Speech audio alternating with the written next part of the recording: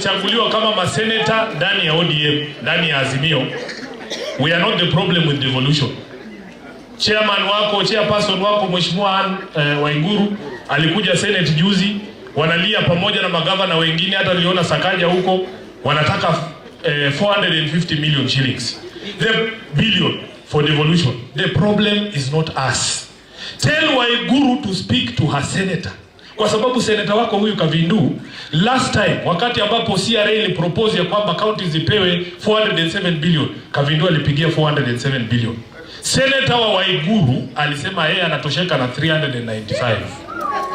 Mimi kama Sifuna nilipiga 407. Saa hii wewe ukiniambia unataka 450 kwa ajili ya watu wa Machakos, you can trust Sifuna will vote for 450. Waache kutusumbua kukuja huko Senate kulialia, waongee na senators wao wa UDA, senators wa Kenya Kwanza, ndio waliangusha ugatuzi. So Waiguru is wasting time coming to talk to the converted. Sifuna does not need to be convinced that counties need money. He needs to convince the senator for Kirinyaga awachane na sisi. And already they have tried to do so. And well, this country has set the example, because they don't want to be involved in sexist politics. Unajua dunia siku hizi, if you are not talking gender, you're actually backward. So while we congratulate Machakos County, to the next extent Nakuru County, for being in the forefront of making sure there is gender balance, let us not take it. And you know, I've just come from the National Dialogue Committee, and I want to thank your members. Naona mlipitisha jana your report, and one of the things we are dealing with is how do you deal with this issue of gender balance. 2/3 gender, 2/3 gender rule. Machakos iliwasaidia, but now, as Bishop has said, don't quote him out of context. Kwanza kusema watu wa Machakos wamekaliwa na kina mama, no. Wanaume ndio walichagua hawa viongozi. I think it's important to know these are the times we live in. If the country can take that example, Ken, you too, once again, well done. My brother Susion, I know you. You're eloquent. Don't allow that eloquence to be swallowed at all in Parliament when it comes to the rights of the Kenyan people. Stand up and be counted. This is the time. Yale mengine sitaki kuongea sana, and all of you, let us unite our people and unite this country by extension. Sitaki haka niongee beyond that, because I don't want to abuse that privilege. We just want to celebrate huyo mama. Hizi pesa zote na taxes ambazo tunakatwa zinaenda wapi? Zinaenda wapi? Ade mnasema punda amechoka. Si museme kwa sauti kama mnasema punda amechoka. Punda amechoka. Kodi zote ambazo tunaongezewa sisi kama maseneta wa Azimio tunakataa. Hata hiyo motion ya housing tunaenda kuangusha. Because the majority can have their way, the minority can have their say. We'll continue speaking. And as I finish, right now, we are going to the House next week as Senate. MPs of this country failed us on the issue of housing levy. We as senators, as we leave Kitui, I don't know what you are telling, as we leave Machakos, I don't know what you are telling your senator, Mama Kavindu. But myself from Migori, ndugu yangu Sifuna from Nairobi, we have been instructed by our people to stop that housing levy. A stop here, must stop. A stop must stop. Let me tell you, teachers, as I finish. If you must insist on housing levy, do it with some of decorum the way Singaporeans do it. Instead of forcing people to buy houses, Mr. President, simply say, I am going to come to Kambani, mtu ambaye ana nyumba ya nyasi, nimpatie 50,000 aongeze kwa nyumba mabati. Mtu ambaye ana nyumba mabati, nimpatie 30,000 aongeze kwa na nyumba ya simiti. Na kama kuna simiti na mabati, aongeze nyumba yake ikuwe na stima. That is the real housing levy in other adventurous democracies. Not this one ya ukora, ya kunyang'anya watu pesa, alafu nawekea campaign, uje ununo na watu wetu. If anything is going to happen, Ruto will be a one-term president and we know where to look at in 2027. Asanteni sana. Kwa hivyo mimi nataka niombe viongozi wa Azimio. Kenya inatutarajia sisi, inatutegemea sisi. Msije mkakubali hawa ndugu zetu ambao wanaingiza hadithi ndani ya magazeti, ndani ya vyombo vya habari, eti kwamba kuna misukosuko ndani ya ODM. Hakuna msukosuko. Mimi na Kalonzo tuliongea, nikamwambia Kalonzo, wewe kaa tu hapa nyuma ya baba. Sisi watu ya ODM tunachukuanga instructions from only one center. Baba akisema left, tunaenda left. Akisema right, tunaenda right. Kaa tu hapo nyuma, mambo itakuwa mzuri. Angekuwa hapa angewaambia Sifuna aliwaambia. Mnanielewa nyinyi watu? Tunaelewana watu ya Machakos? Masangu tunaelewana? Kwa hivyo mimi nataka nimalize kwa kusema mambo mawili. 2027 watu hawatatafuta ule mtu wako na pesa. Uchaguzi ya 2027 si ya ule mtu mwenye ni mjanja. Nasikia wanatutisha, wanatuambia nyinyi hamna pesa, hamjui kujipanga, hii Ruto ni mjanja. 2027 wa Kenya wanatafuta mtu ambaye anajua kazi. Huyu mjanja kazi imemshinda, na hiyo pesa yake kazi imemshinda. Wakenya wanalia, wanaumia, sio pekee ndiye yako sawa. Wakenya wanaumia, wanasema tunatafuta uongozi.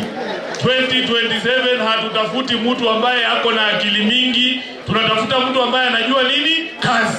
Mimi nawaambia, na nilisema Uambie, Ruto is going to be a one-term president because Wakenya kila mahali wanatuambia ile uchungu wako nayo wanaazimio, msijaribu kuextend hata na siku moja. Msijaribu kuextend hata na siku moja.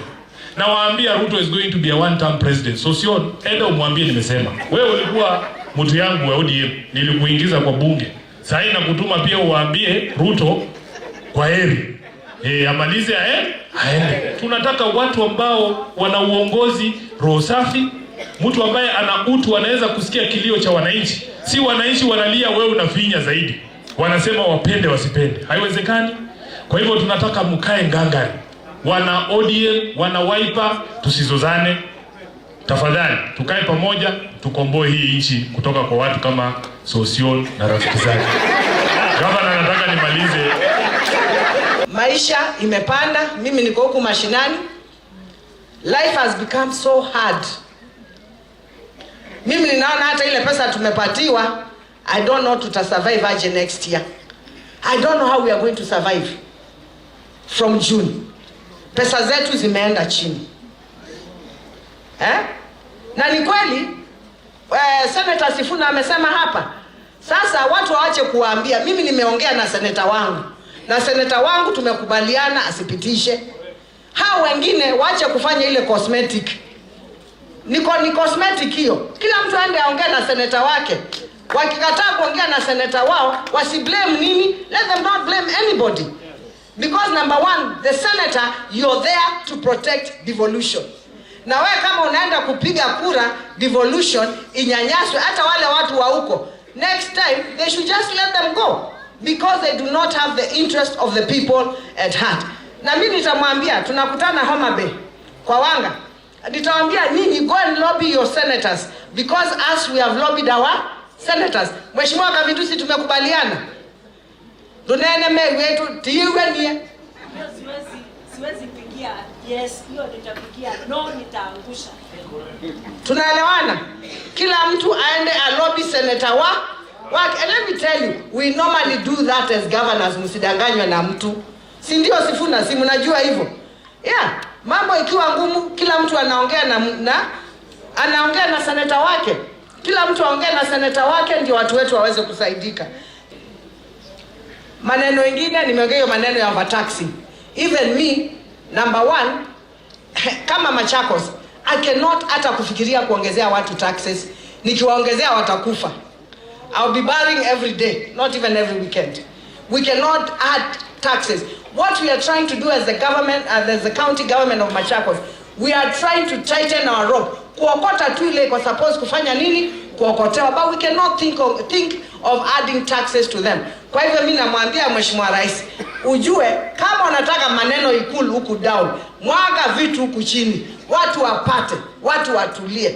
Because if people don't have one, Sosion is my friend and my very good friend. Seriously, we just need to tell the president the truth. The ground is not good. The ground is not good. Tumuelezee tu, awachilie vitu. Imagine kama huku chini kumenyamaza, dunia imefanya nini? Imetulia. But kama huku chini mambo ni, you know, it is not good for everybody. So tafadhali, enda umwambie tu vizuri, waangalie maneno ya watu, ndio hii shida mingi iishe katika Kenya. Anyone thinking of reducing money is going to devolution, zile zinaenda kwa mwananchi, huyo ni adui wa taifa na wananchi wa Kenya. Hiyo bottom up ni gani? Na tunapokonywa kuna bottom up. So in this case, wananchi wetu, as Kenyans, let's mark the members of National Assembly who are voting for that kind of an agenda. And we deal with them when it comes to, in fact, we should not even allow them to speak to us. Waende na huko wakakukulia na huko Nairobi. Because wakati fedha ya devolution inakuwa reduced, maji mtatoa wapi? Hizi barabara za huko kijiji, huyo gavana atawatolea wapi? Pesa ya hospitali, mtaendelea kulia ina dawa, gavana anakuja hapa analia, although she is trying hapa. You know? Tafadhali, the only thing that can bring revolution in this country should be every Kenyan should fight for strengthening devolution. That is the only way tutasaidika kama wananchi wa Kenya. We fight for the resources from the center, siende huko chini. Your Excellency.